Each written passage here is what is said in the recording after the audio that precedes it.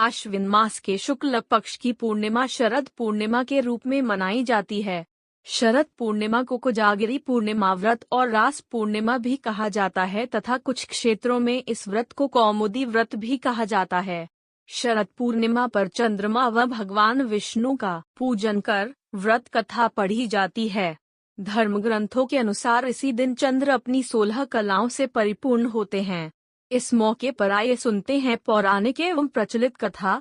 शरद पूर्णिमा की रात को चंद्रमा से अमृत की वर्षा, उसका फल पाने के लिए खीर बनाकर उसका बर्तन आंगन या छत पर खुले में रखें और अगले दिन उसे प्रसाद रूप में ग्रहण करें।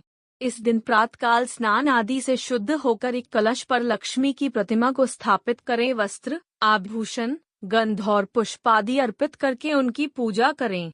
पूरे दिन व्रत रखें और सिर्फ फलाहार ही करें। रात को पूजा के पश्चात व्रत की कथा पढ़ें या सुनें। चंद्रमा को अर्घ्य देने के बाद ही भोजन ग्रहण करें।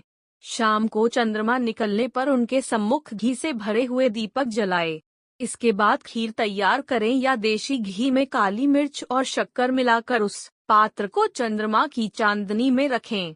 अगले दिन लक्ष्मी जी का भोग लगाकर उसका प्रसाद ग्रहण करें। इस व्रत की कथा इस प्रकार है। किसी नगर में एक साहूकार अपनी 2 पुत्रियों के साथ रहता था। दोनों पुत्रियां पूर्णिमा का व्रत रखती थीं, परंतु जहां बड़ी पुत्री पूरा व्रत करती थी वहीं छोटी पुत्री उसे अधूरा ही छोड़ देती थी। इसके परिणाम स्वरूप छोटी पुत्री की संतान पैदा होते ही मर जाती थी।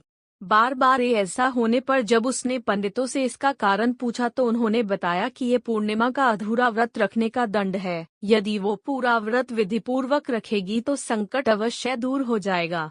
पंडितों की सलाह अनुसार अगली पूर्णिमा पर उसने पूरा व्रत विधिपूर्वक किया।